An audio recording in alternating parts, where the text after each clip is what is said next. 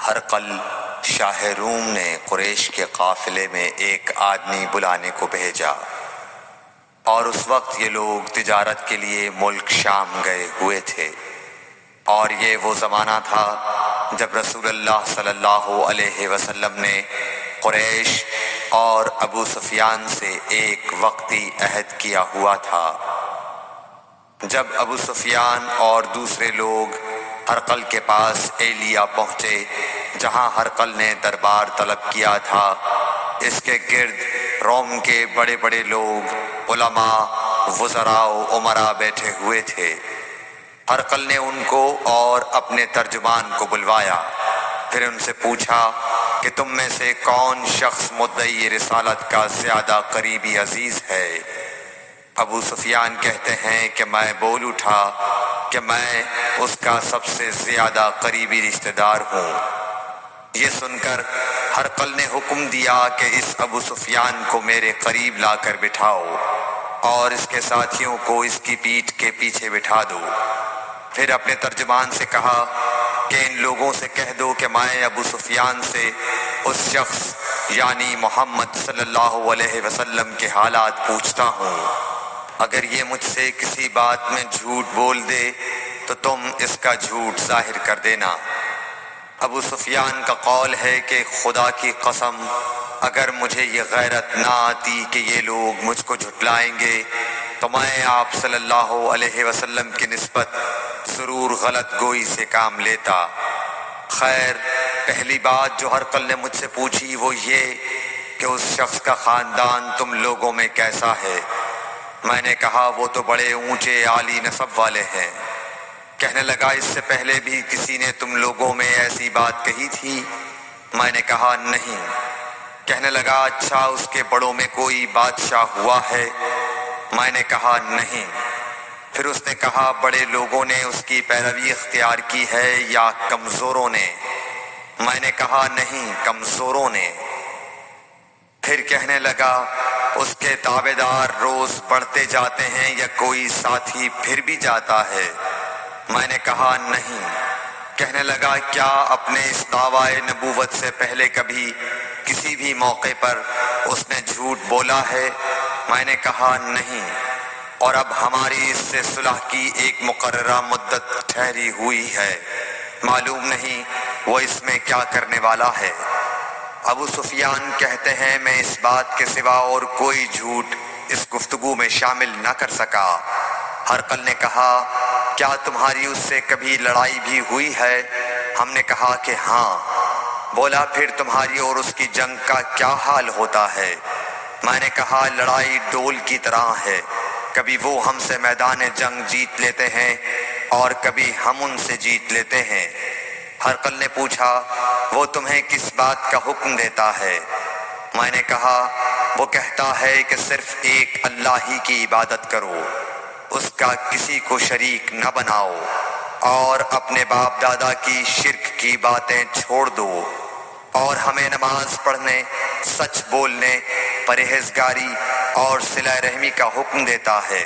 یہ سب سن کر پھر ہرقل نے اپنے ترجمان سے کہا کہ ابو سفیان سے کہہ دے کہ میں نے تم سے اس کا نسب پوچھا تو تم نے کہا کہ وہ ہم سے عالی نسب ہے، اور پیغمبر اپنی قوم میں عالی نسب ہی بھیجے جایا کرتے ہیں۔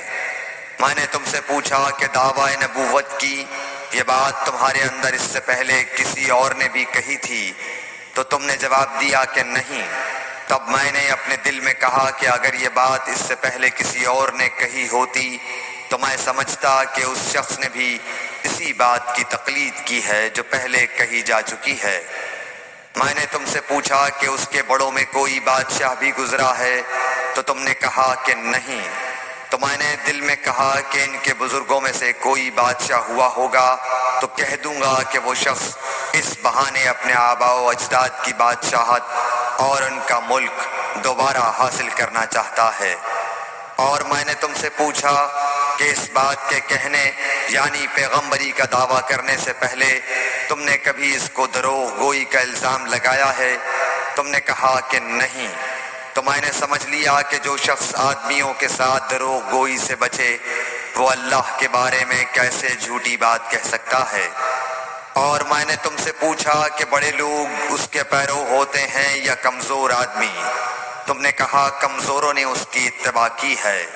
تو دراصل یہی لوگ پیغمبروں کے متبعین ہوتے ہیں۔ اور میں نے تم سے پوچھا کہ اس کے ساتھی بڑھ رہے ہیں یا کم ہو رہے ہیں؟ تم نے کہا کہ وہ بڑھ رہے ہیں، اور ایمان کی کیفیت یہی ہوتی ہے حتیٰ کہ وہ کامل ہو جاتا ہے۔ اور میں نے تم سے پوچھا کہ آیا کوئی شخص اس کے دین سے ناخوش ہو کر مرتد بھی ہو جاتا ہے؟ تم نے کہا نہیں۔ تو ایمان کی خاصیت بھی یہی ہے، جن کے دلوں میں اس کی مسرت رچ بس جائے وہ اس سے لوٹا نہیں کرتے۔ اور میں نے تم سے پوچھا کہ آیا وہ کبھی عہد شکنی کرتے ہیں؟ تم نے کہا نہیں۔ پیغمبروں کا یہی حال ہوتا ہے، وہ عہد کی خلاف ورزی نہیں کرتے۔ اور میں نے تم سے کہا کہ وہ تم سے کس چیز کے لیے کہتے ہیں؟ تم نے کہا کہ وہ ہمیں حکم دیتے ہیں کہ اللہ کی عبادت کرو، اس کے ساتھ کسی کو شریک نہ ٹھہراؤ، اور تمہیں بتوں کی پرستش سے روکتے ہیں، سچ بولنے اور پرہیزگاری کا حکم دیتے ہیں۔ لہٰذا اگر یہ باتیں جو تم کہہ رہے ہو سچ ہیں تو ان قریب وہ اس جگہ کا مالک ہو جائے گا کہ جہاں میرے یہ دونوں پاؤں ہیں۔ مجھے معلوم تھا کہ وہ پیغمبر آنے والا ہے، مگر مجھے یہ معلوم نہیں تھا کہ وہ تمہارے اندر ہوگا۔ اگر میں جانتا کہ اس تک پہنچ سکوں گا تو اس سے ملنے کے لیے ہر تکلیف گوارا کرتا۔ اگر میں اس کے پاس ہوتا تو اس کے پاؤں دھوتا۔ ہرقل نے رسول اللہ صلی اللہ علیہ وسلم کا وہ خط منگایا جو آپ نے وحیہ کلبی رضی اللہ تعالیٰ عنہ کے ذریعے حاکم بصرہ کے پاس بھیجا تھا، اور اس نے وہ ہرقل کے پاس بھیج دیا تھا۔ پھر اس کو پڑھا تو اس میں لکھا تھا، اللہ کے نام کے ساتھ جو نہایت مہربان اور رحم والا ہے۔ اللہ کے بندے اور اس کے پیغمبر محمد صلی اللہ علیہ وسلم کی طرف سے یہ خط ہے شاہ روم کے لیے۔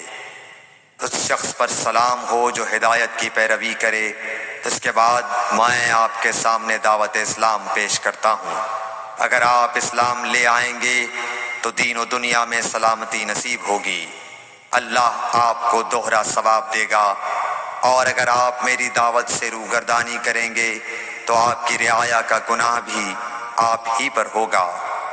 اور اے اہل کتاب، ایک ایسی بات پر آ جاؤ جو ہمارے اور تمہارے درمیان یکساں ہے، وہ یہ کہ ہم اللہ کے سوا کسی کی عبادت نہ کریں اور کسی کو اس کا شریک نہ ٹھہرائیں، اور نہ ہم میں سے کوئی کسی کو خدا کے سوا اپنا رب بنائے۔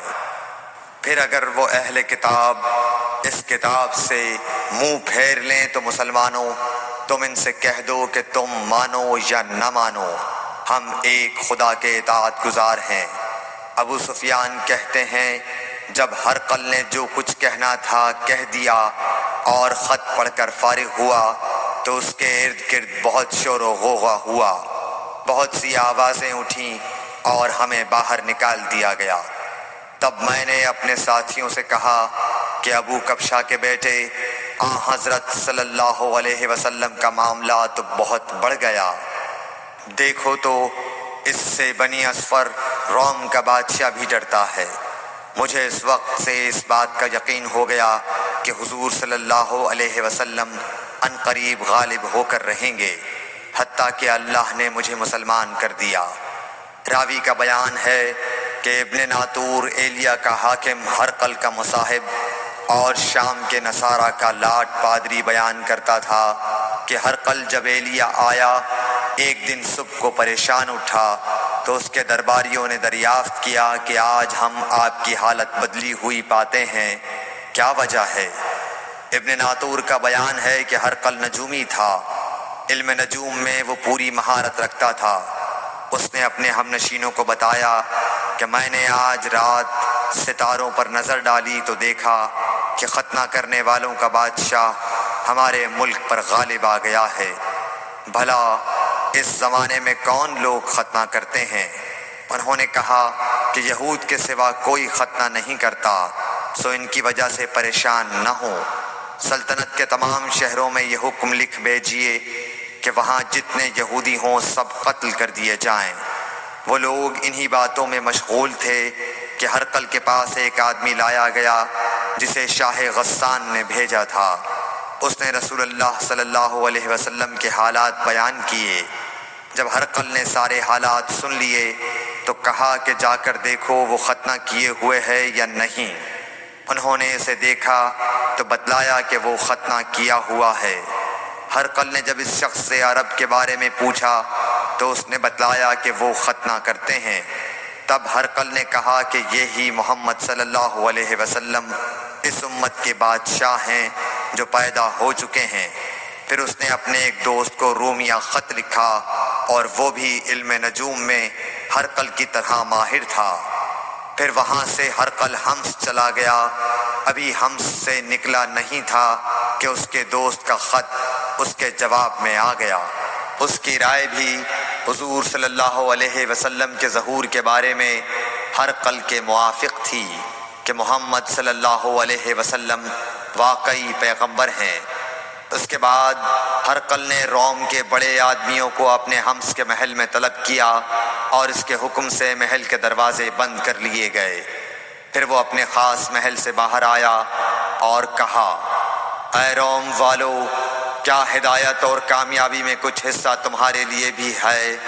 اگر تم اپنی سلطنت کی بقا چاہتے ہو تو پھر اس نبی صلی اللہ علیہ وسلم کی بیعت کر لو اور مسلمان ہو جاؤ۔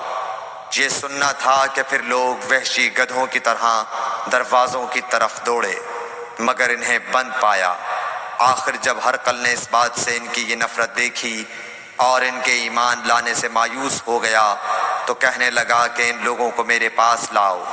جب وہ دوبارہ آئے تو اس نے کہا، میں نے جو بات کہی تھی اس سے تمہاری دینی پختگی کی آزمائش مقصود تھی، سو وہ میں نے دیکھ لی۔ تب یہ بات سن کر وہ سب کے سب اس کے سامنے سجدے میں گر پڑے اور اس سے خوش ہو گئے۔ بالآخر ہرقل کی آخری حالت یہی رہی۔